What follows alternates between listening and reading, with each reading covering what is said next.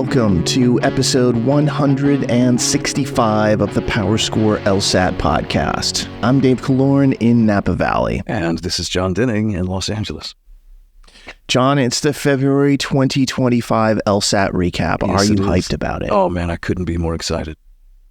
This is, well, I can tell you, of the week so far, if it starts on Sunday, things are looking up. I placed a bad bet yesterday, bud. What do you mean looking up? That was the most boring game in years. Yeah, the bad bet was watching it, but I also lost some money. Oh, so things are really looking up. Yeah. Is it upside down day? What's going on? That's it. It's opposite day, except they actually did take my money, so apparently that part was real. Thanks for nothing, if they took your money, you're probably drinking, so what are you drinking? I am. Although, what's the statistic about today that in terms of lost productivity in the American workforce, that it is the single highest day of the year? It's tens of billions of dollars money lost on the day after the Super Bowl. Yeah, due to people either being hungover and not working or just outright missing work. Yeah. You and I have both worked all day, and frankly, with the test, as we'll cover, I worked all weekend. But I do have a couple of beers left over from yesterday, miraculously. And I was drinking Blue Moon for some reason. I was just in sort of a Euro vibe. Although that's made in Colorado, I believe. Blue Moon is? Yeah, dude. It's like, shut up. It's a Coors product or something.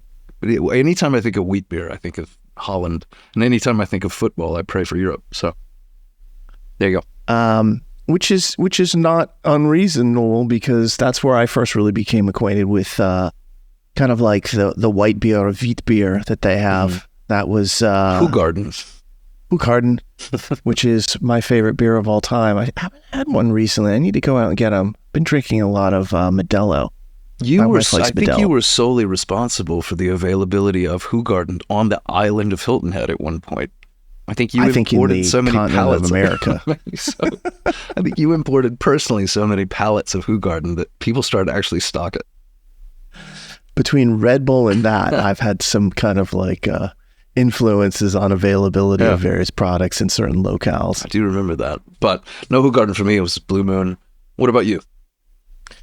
I'm actually drinking a variant of a Moscow Mule called an Angry Mule. At the local watering hole that me and my friends frequent, they make this version. It's kind of like a house Moscow Mule. It's got a little bit more ginger and heat to it. So that's what I'm having, and it just seems like a good drink for today. What makes it angry? Do they put some sort of spice in it? Tabasco? Yeah, it's a little bit spicier and hotter. I don't think they're putting like hot sauce in it, but I know there's more ginger in it, for example. Interesting. I would think a Moscow Mule with like sriracha would be terrible, but then I often feel that way about what you drink, so who knows? Well, appreciate the insult. Fortunately, I don't care about your opinion, so it's easy enough for me to take. Well, I say we're even on insults. By the way, Jon, just before we exit this segment, I will say the following. What they need to do is take President's Day as a holiday and move it to the day after the Super Bowl, so none of us have to deal with any of this kind of like after effects. I personally didn't drink anything yesterday because the game was so bad I never had a chance to get started before I was like, this is not worth my time.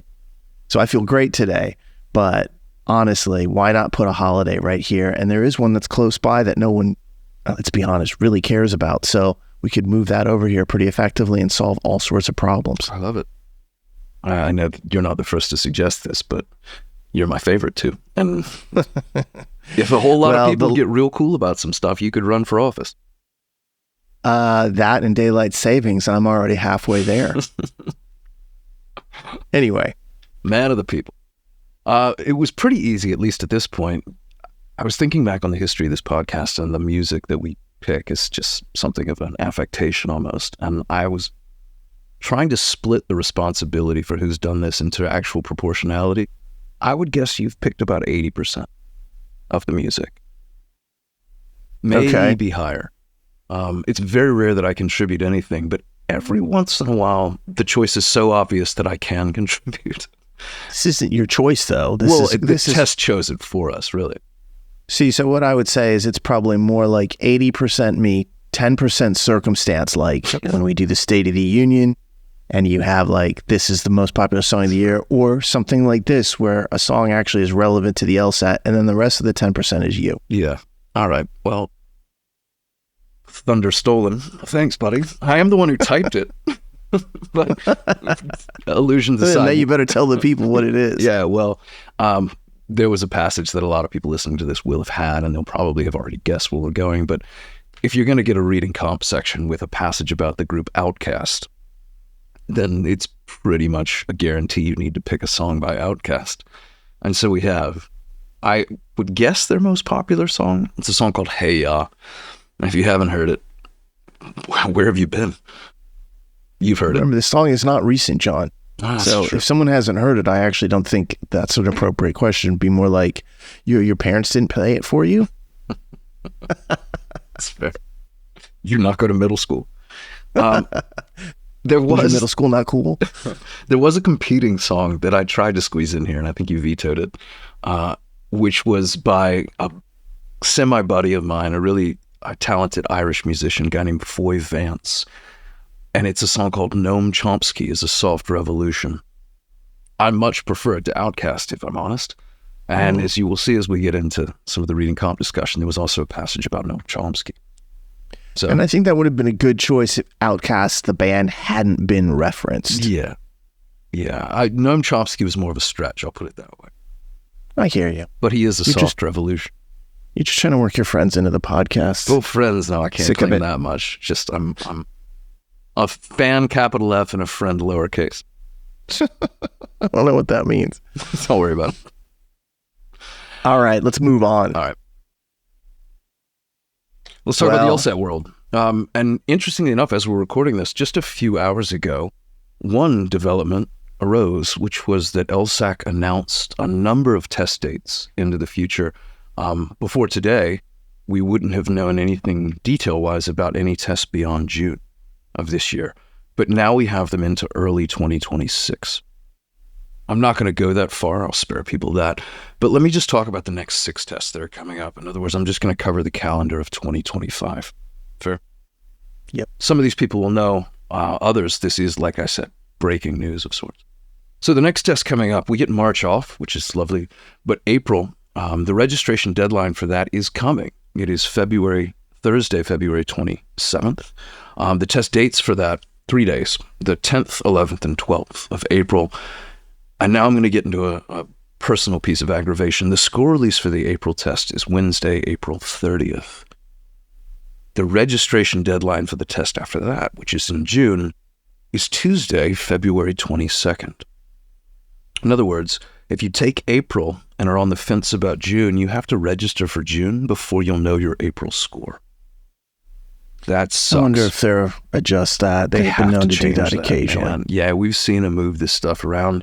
I think in times in response to us doing exactly what I'm doing right now, which is calling them out. You've got a big 2 problem. months or a month and a half. Like, come on. That's the issue. It's not in middle June. It's in early June. That June test is the 4th through the 7th.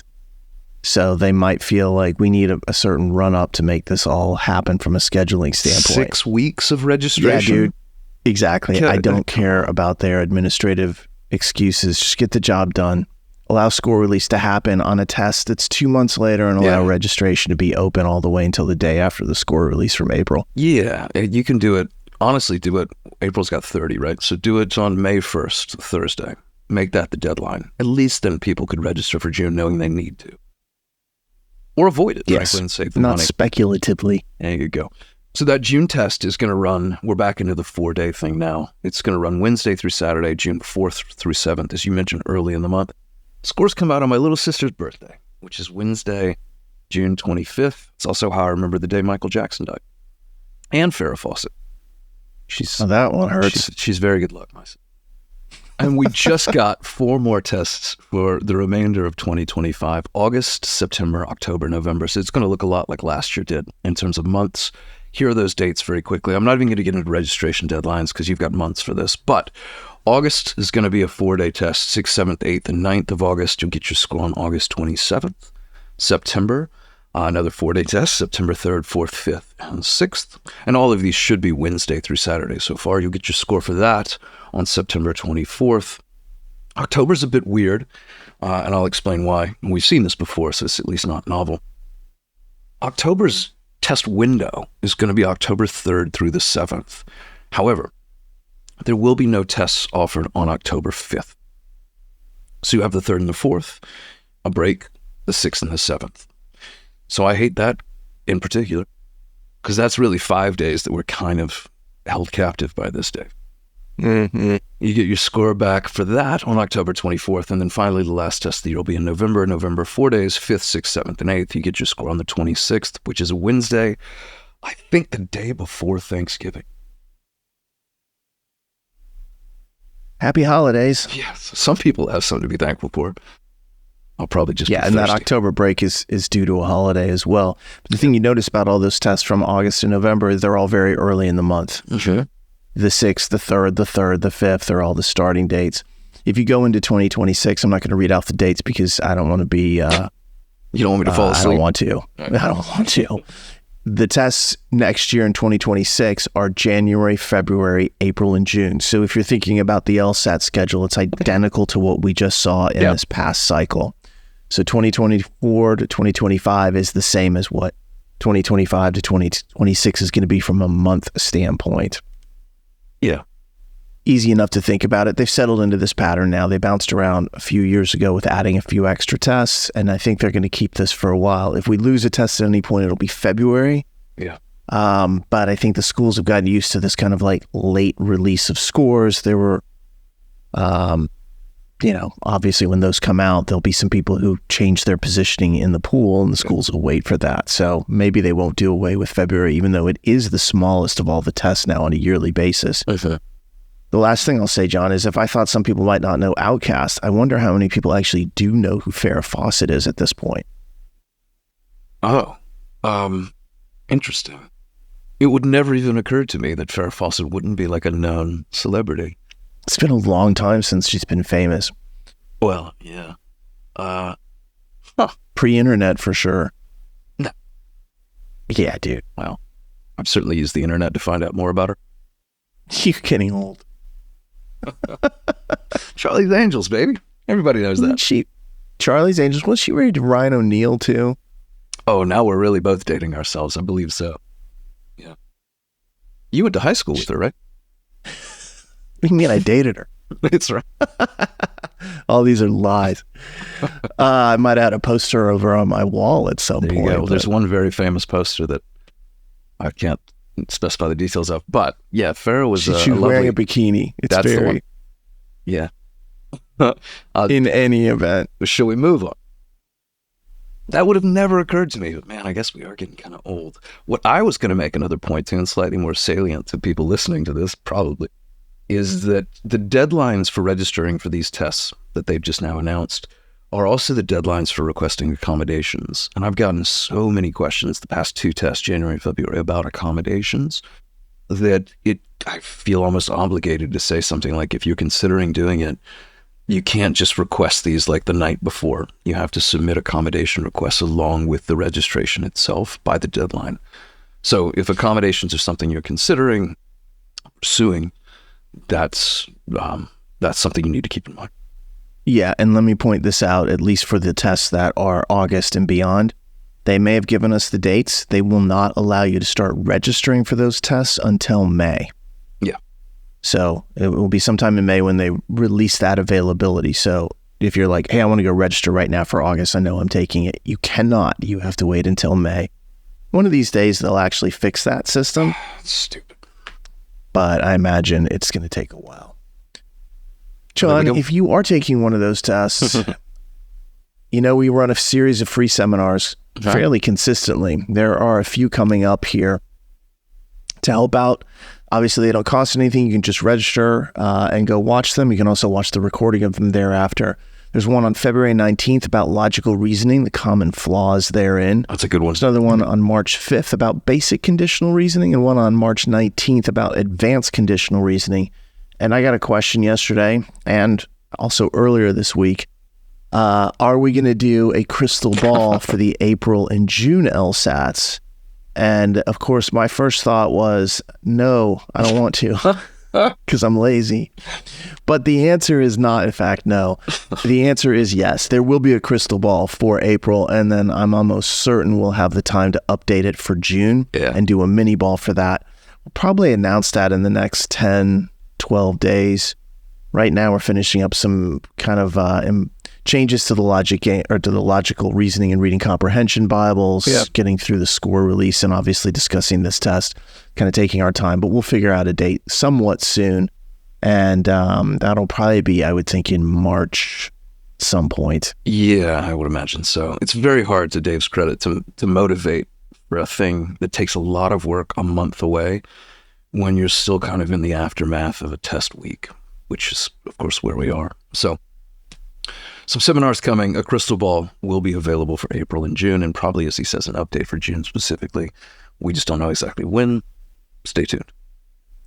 It took a while, John, but we finally got to this February 2025 LSAT, and let's break it down. Yeah. Most interesting thing to me is 2-day test. Yeah. You know, it's weird how the LSAT has grown like a monster. In the old days, it was 4 times a year, 1 day each time. Now we've got 8 times a year, somewhere between 2 to 4 days each time. It's just turned into a completely different type of animal. But February is a small test. And if you look at the 2 days of this exam, on Friday, February 7th, you probably had about 4,800 people test on that day.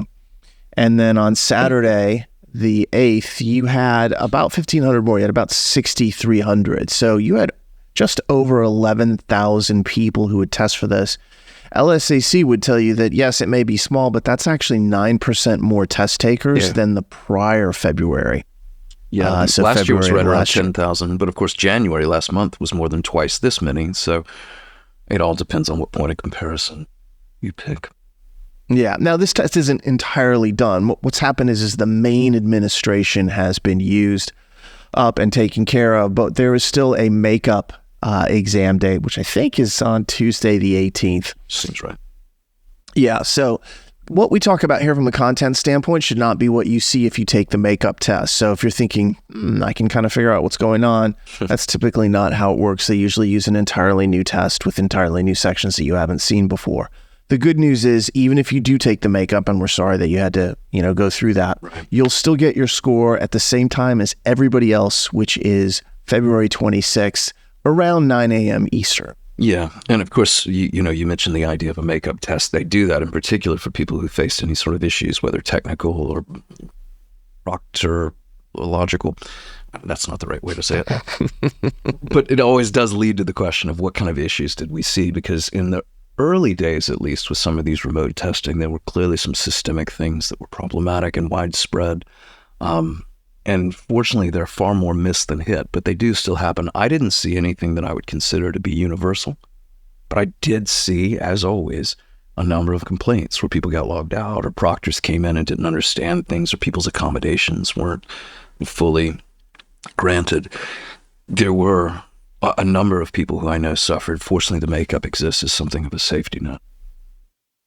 Yeah, we can say there were no systemic issues. That still doesn't mean that there weren't a fair number of people who were affected directly. And given how much time people put into studying for this test, when that happens, it's devastating. So my sympathy is always there. I always end up counseling more than a few people on exactly how to go about it, what to tell LSAC, what their options are typically going to be. And although I'm happy to do that, it's never pleasant for me to actually have to watch someone who is, upset and expected to be able to take the test. And especially if they got through some portion of it and felt like it was going well, to have that derailed. What we have is, at this point, those are just structural issues that seem to be there. It's just that there's always some portion of test takers who are affected by this.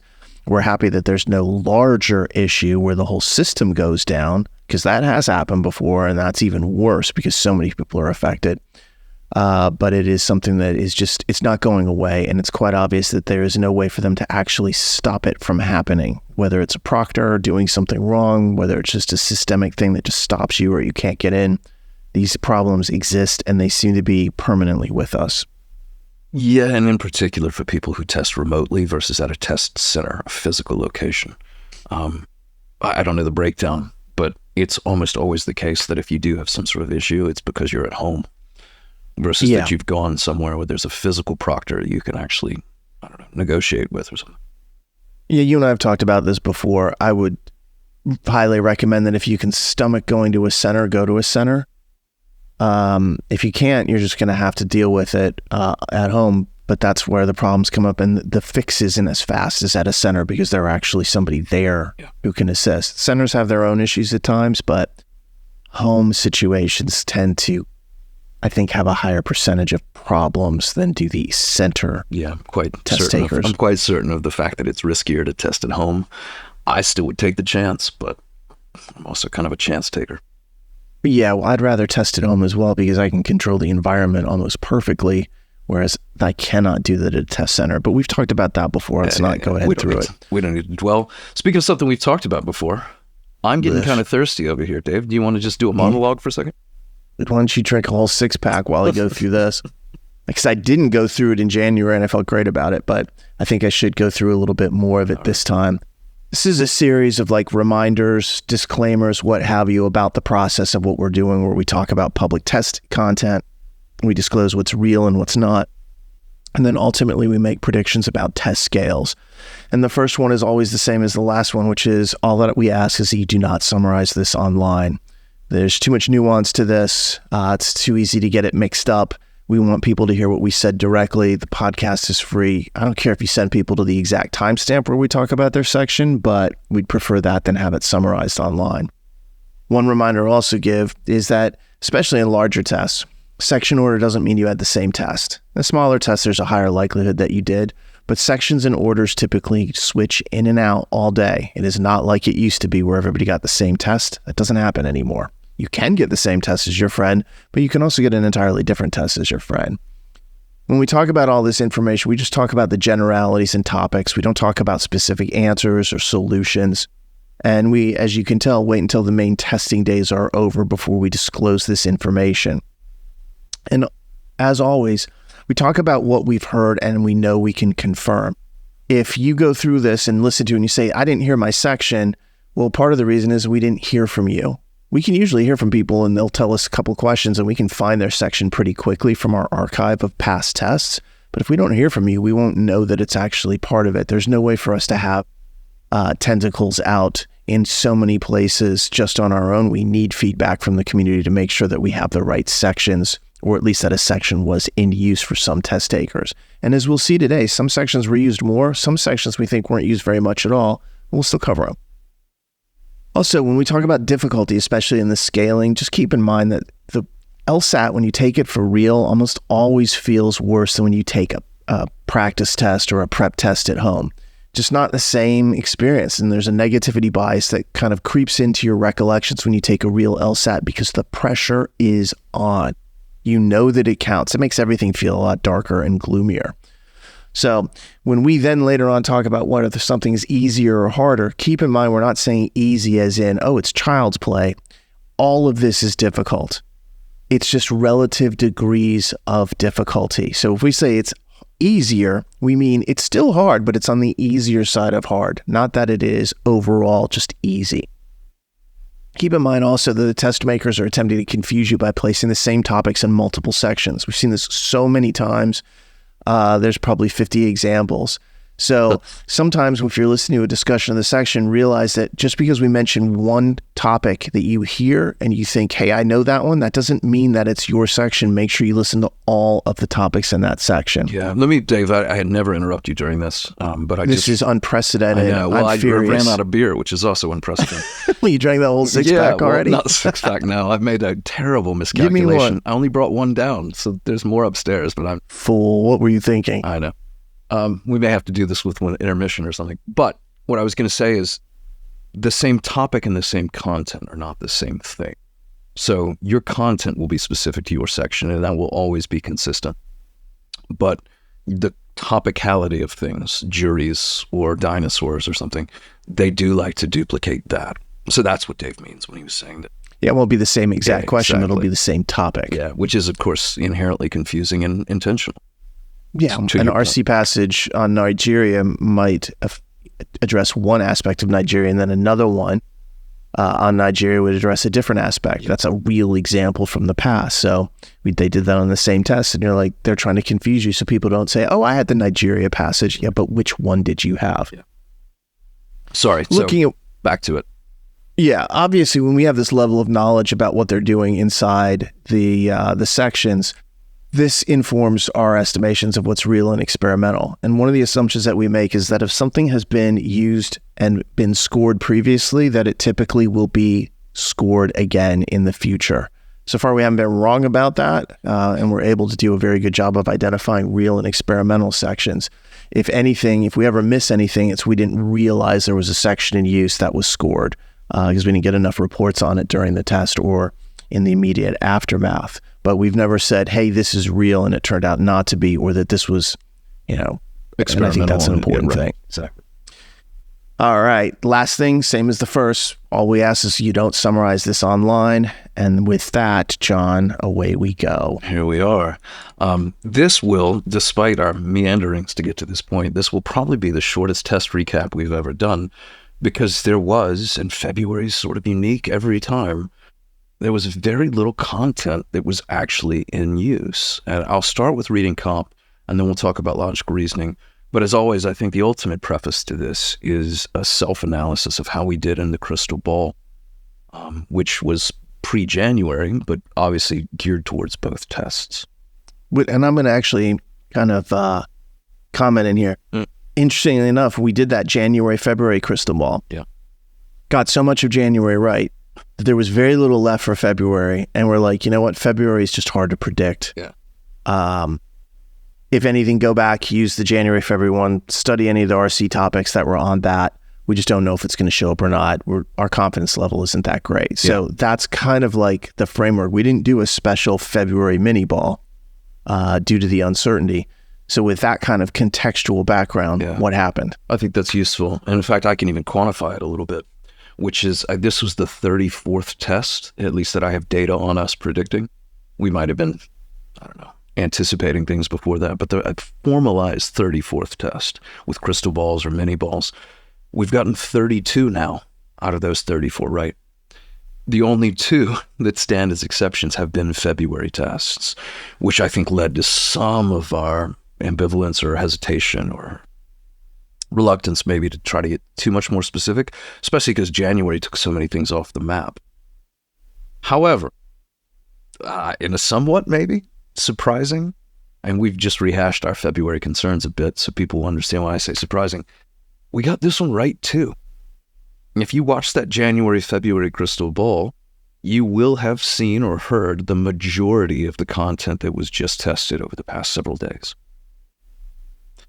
2 scored sections of reading comp were in use, one of which was brand new, and we can never predict anything that has never been seen before or has only been seen as like a random experimental. But any reuse we do try to predict, and the reused scored reading comp that we saw was exactly what we predicted, 4 for 4 in topics and from a test that we had in our little most likely column that you cover as we do these crystal balls. So that was a bullseye. Secondly, there were 4 scored logical reasoning sections. 2 of those were also brand new, so we can kind of just sweep those aside. We can't predict that. Nobody could. However, the other 2 that we saw as reuses were, again, from that test that we said was in the most likely in that column. So anything that we saw for the past several days that was a reuse came exactly from where we said it was going to come from, and down to reading comp had every topic we said that you should be familiar with. We did it in January, and kind of remarkably, we did it in February as well. I almost tweeted this out on Friday. It's something to the effect of, even when we don't try, we're right. That should be. I don't know how many people would have picked up on what I was actually saying. Or a pillow or something. But our standard line was, look, we're not making additional predictions for February. We think that some of the stuff that didn't appear in January could show up. We just don't know. And then here it is. It actually shows up. So I kind of feel like this is a half and half kind of scenario. Yeah, we didn't really try. We didn't go specifically. But what was left over from before, which we said was still possible, that was used. I didn't expect that. So kind of cool. Pleasantly and aggravatingly happy. Hindsight, we should have been more confident about this. February doesn't inspire a lot of confidence historically, but in this case, it turns out we still got it. And that's pretty cool. And I got hundreds, literally hundreds, Dave, of messages from people starting Friday morning saying like, I knew this was real, or I saw this coming. And that's pretty cool. Kind of like that, Yeah. especially the Outcast one, which really stands out. John, why don't I cover the RC? Okay. And then you cover the LR. Seems fair. All right. So this was interesting because we saw 2 scored sections of reading comprehension. We didn't see any experimental. I didn't know. Now, obviously, you got 11,000 test takers. Maybe someone out there had it, but not anybody that I saw or heard from. And that was a not insubstantial number of people. So the first thing I would say is if you're listening to this, if you had 2 RC sections on your test, please send us a message and tell us what the heck you had. Because we did not hear from any of those people, and I'm not sure any of them exist, but I would love to know. Yeah. The first RC that we saw was the one that we've been referring to repeatedly. It was 27 questions. It was on that January, February prediction list, most recently used, I think, back in September of 2023. Mm-hmm. The first passage on there, Outcast, talking about funk and electric elements in music. I think even Afrobeat comes in there. Next passage was about the Noam Chomsky, which he wanted to, use the Noam Chomsky song. It's really about is language innate or not, and adaptationists, universal grammar. Mm-hmm. Then you have a comparative passage about expert witnesses and juries, and kind of like, whether it's good or bad in terms of like if expert witnesses are presented. And then last, a cost-benefit analysis versus principle, as it revolves around environmental policies and, what you should use in terms of like figuring out your environmental policies. Yeah. A lot of people had that one. That was like the Friday special, it seemed like. Yeah. And as a slight bummer of this, there is no great reveal. Like usually the magic trick is us being like, and here's the one that counted. But given that I don't think anyone had a section of reading comp that didn't count, some people will just have had this or not. But if you did have it, you would have known it counted because it was your only reading comp. You would have also known it counted because we listed every single one of those topics in that January, February crystal ball. Absolute comedy. Let's go to the other section that we saw that was scored, that people saw, because everybody was seeing 3 LRs and 1 RC, which I consider to be, well, actually both the formats, 2 and 2 or 3 and 1, they're both terrible. I really miss logic games. All right. This was also 27 questions. And as John mentioned before, this was newly used. So the first one was about Aboriginal communal versus individual copyrights and corresponding court cases. Then you had Dan Dennett's views on science and religion and scientism. Probably an experimental that was popped up about 4 to 5 years ago, maybe about 3 years ago. Yeah, I'm a big Dan Dennett fan, RIP. But I believe I'd seen this passage back in early 2022. So probably 3 years old or so now. All right. And then we had Linnaean species, classification, do species exist, and how our scientific classification matches up against like native folk classifications and so on. Not an easy passage from all reports. And then last, monopolies in Europe and competition laws. This is your comparative, and there's some excerpts about the European Commission and who's really in charge of competitive and anti-competitive measures. And that's it. Yeah. You either had one or the other. And at the very end of this, I'll go through the discussion about the scaling, and we'll talk a little bit about the difficulty on both of these. There we go. What was a little trickier to parse out here was the logical reasoning. Almost, if not everyone that took the test over the past several days had 3 sections of logical reasoning, which means 2 of them were real, of course. One of them was experimental. And Dave, you and I have long had a policy where we don't go into experimental logical reasoning topics because sometimes people listen to this, I think, half attentively, and they hear a thing and they think, oh, they're talking about logical reasoning. Wait, that counted. It just muddies the water.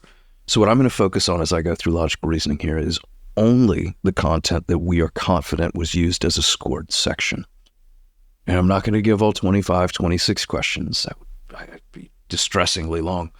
But I will talk about the 4 scored sections of logical reasoning that I saw as being used. I'll talk about where they came from, and I'll give 5 or 6 topics in each. If you can match even a single one of these topics, to a section where you found it, that section will have been scored for you. And then at the end, we'll talk about what it means for the scaling. But let me just start with scored content. And the first logical reasoning, again, Friday morning that I saw, this was typically with the reading comp with Outcast, was from a test that we predicted, September 2023. Here were some of the more memorable topics.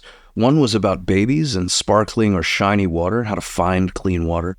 There was a question in this section about decaffeinated coffee and its taste. A question a lot of people talked about political cartoons, atherosclerosis, effective weight loss programs. Another very commonly talked about question was about the Milky Way galaxy, and I presume collisions either with other galaxies or how the Earth is going to be subsumed. There was a question in there about the tallest tree on Mount Kilimanjaro as well. If any of those ring a bell and you can remember what section they were in for you, that section was scored. Would you climb Mount Kilimanjaro? Would I? Yeah. I would be carried to the top. Yeah. In your litter? I would be, princess? yes, exactly.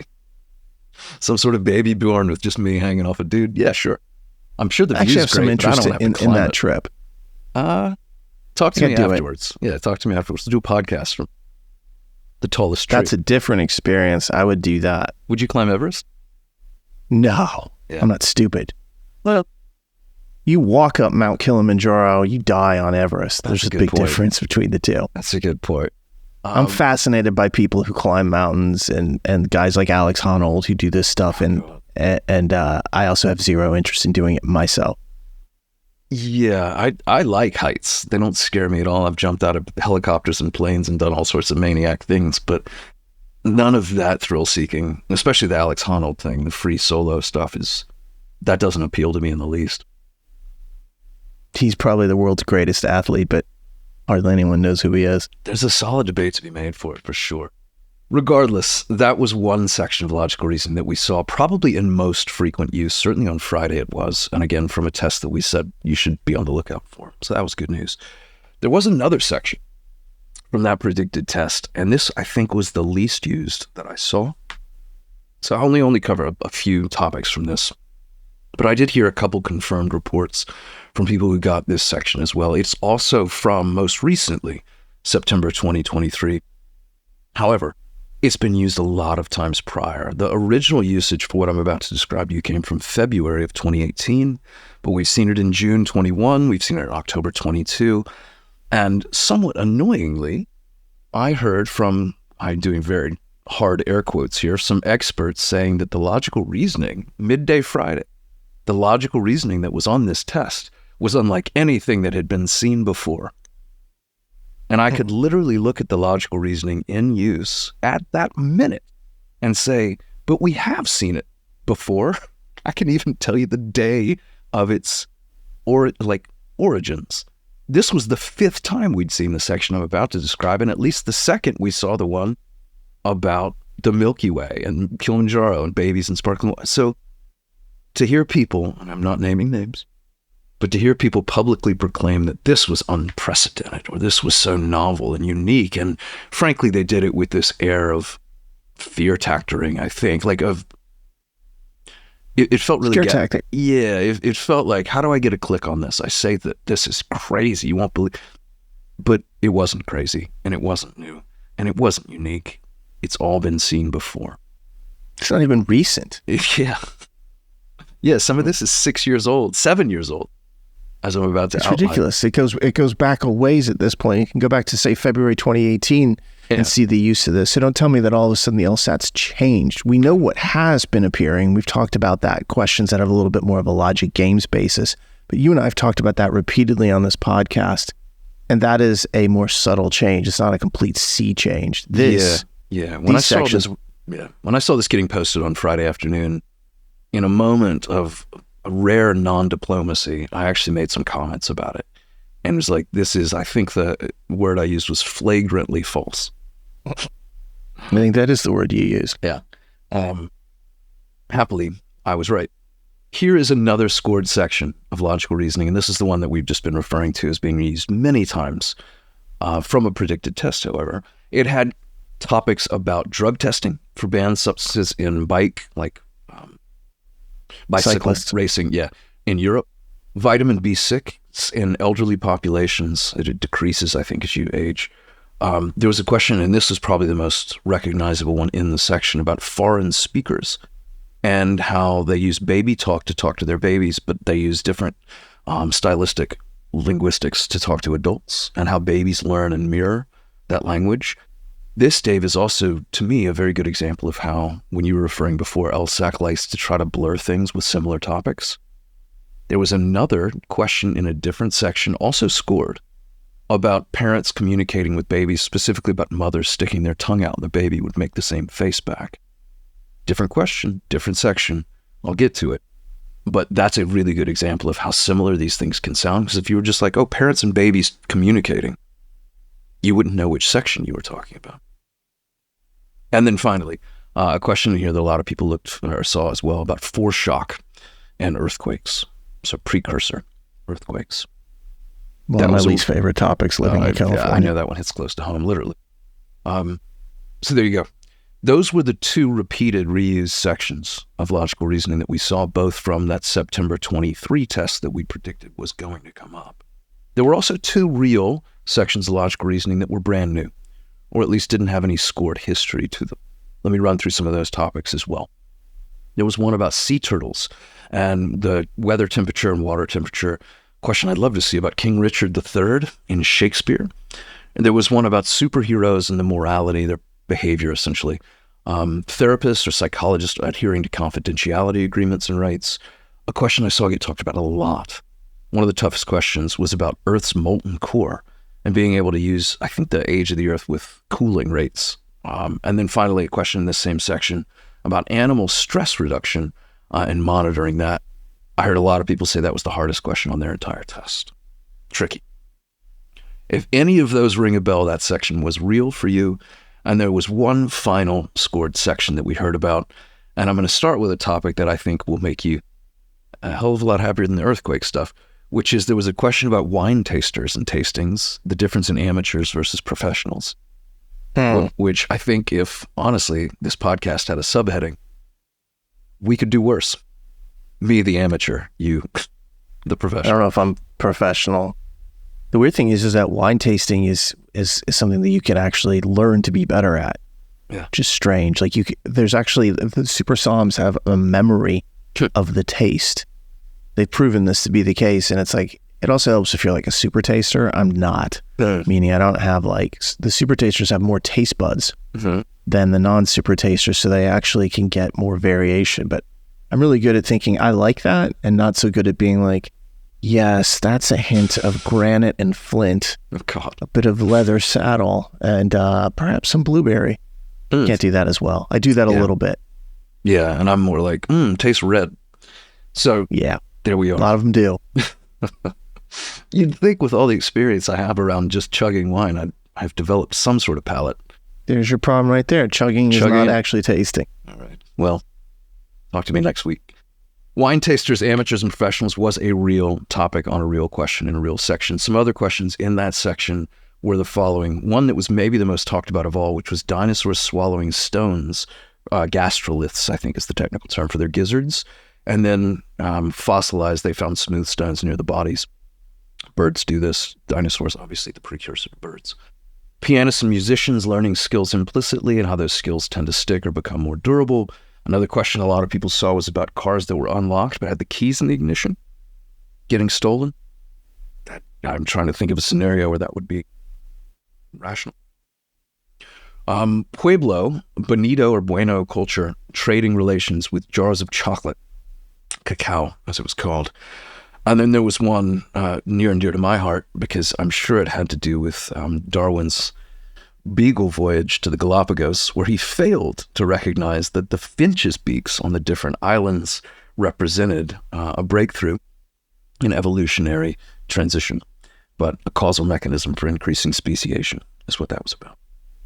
There's an old question too that uses this kind of like large and small seeds. Beak size?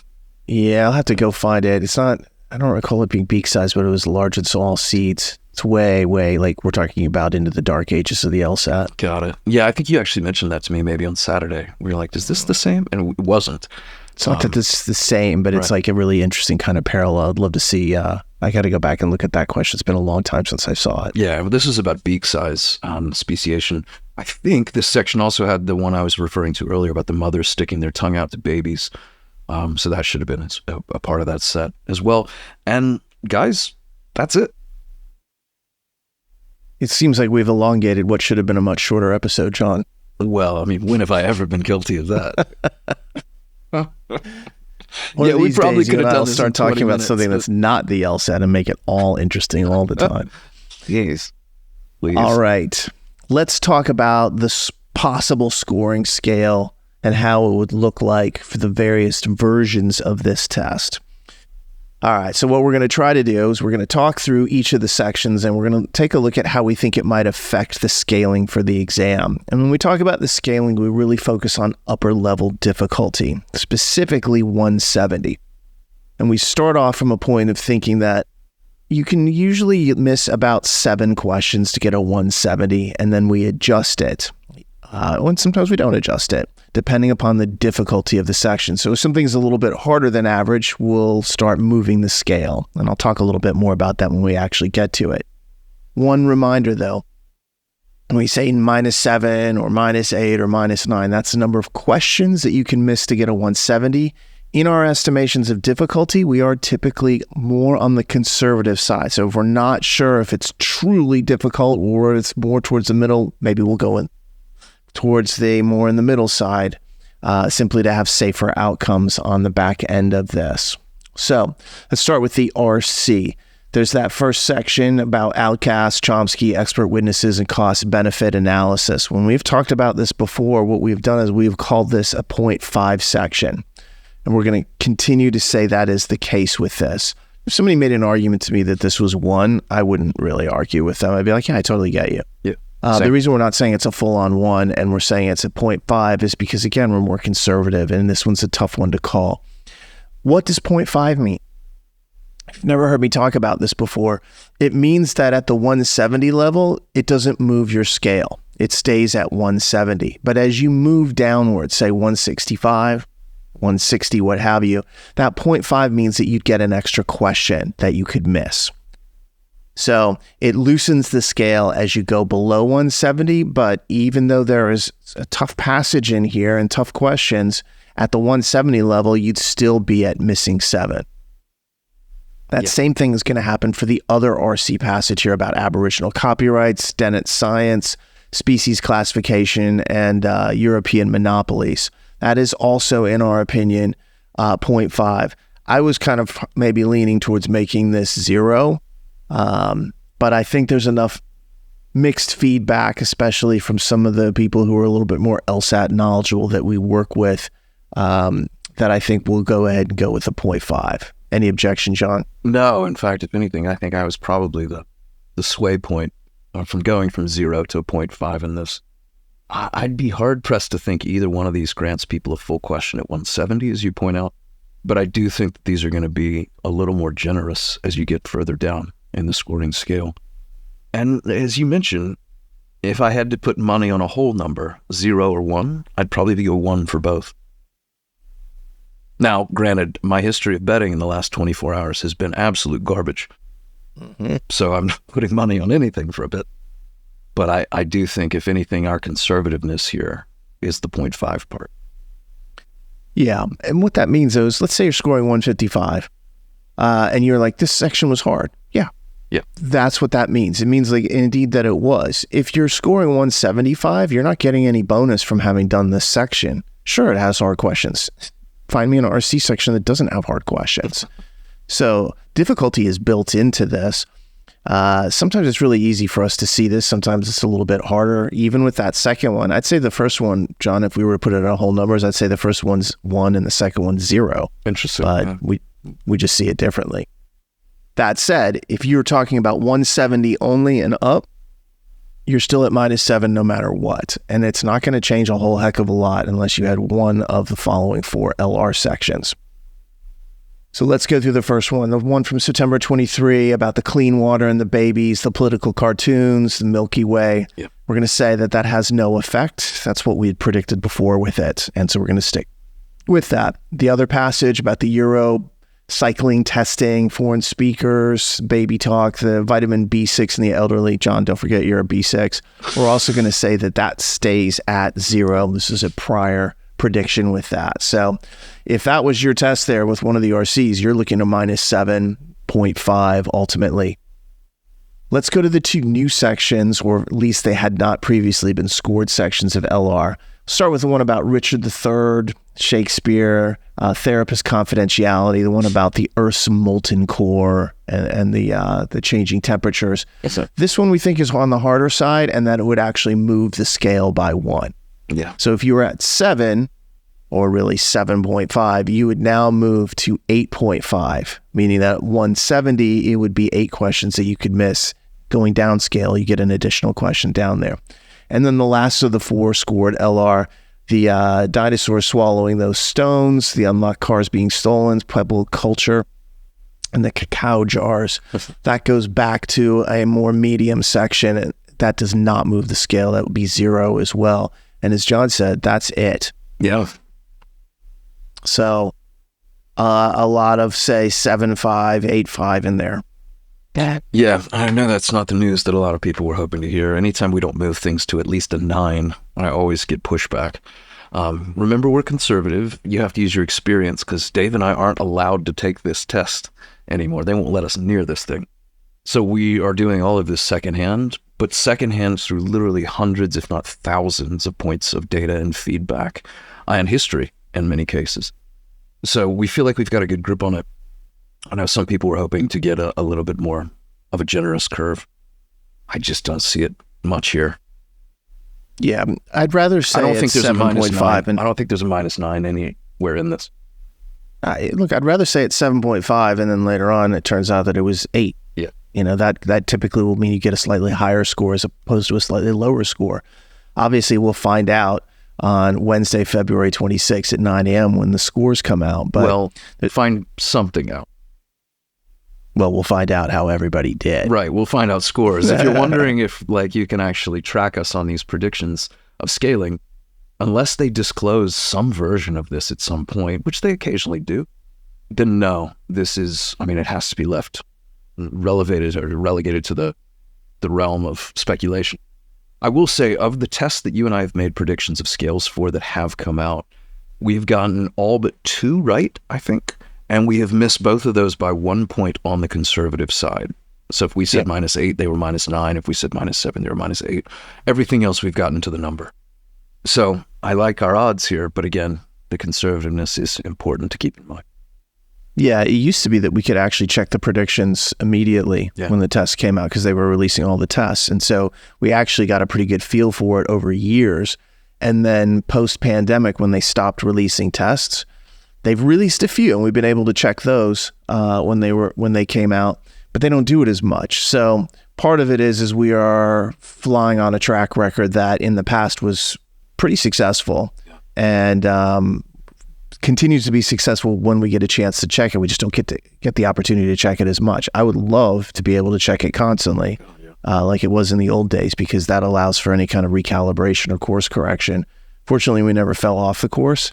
I still feel, based upon the recent tests that we've seen, recent being, one a year, and so forth, that we're still on track. So that's what it is. That's what we're going to actually call it. And like I said, hopefully this will turn into a good score result for everybody at the end of February here. And do let us know, as Dave said, 2 things, really. One, if you had content that we didn't just cover, we missed you this week, we'd love to still hear from you. And 2, let us know how the scores come out. Wednesday, February 26th, all of the people who just took it and all the people taking the makeup next week will get their results. If you have done and been approved for the writing, the essay that you have to do, big caveat, obviously, on score release, but assuming you've done all the things you should, early morning, Wednesday, February 26th, you will have a number and a percentage. You'll have nothing else, but do let us know how that goes. We always want to hear from you. Yeah, and if it's good, just let me know. And if you're unhappy, let Jon know. Pretty fair. Usually I'm the cause of the unhappiness, but in this case, I'll just be the recipient. That's fine. You're the cause of a lot of unhappiness on my part, but that's a whole other conversation. All right. If you get a chance, please subscribe to this podcast on iTunes, Spotify, YouTube, or anywhere else you may find it. And if you've enjoyed it, please leave a comment and a rating as well. And if you have any questions about this or anything else related to the LSAT or law school admissions, please send those to lsatpodcast@powerscore.com. On behalf of Jon and myself, I hope that this was very useful to you. Stay safe out there, and we will talk to you soon.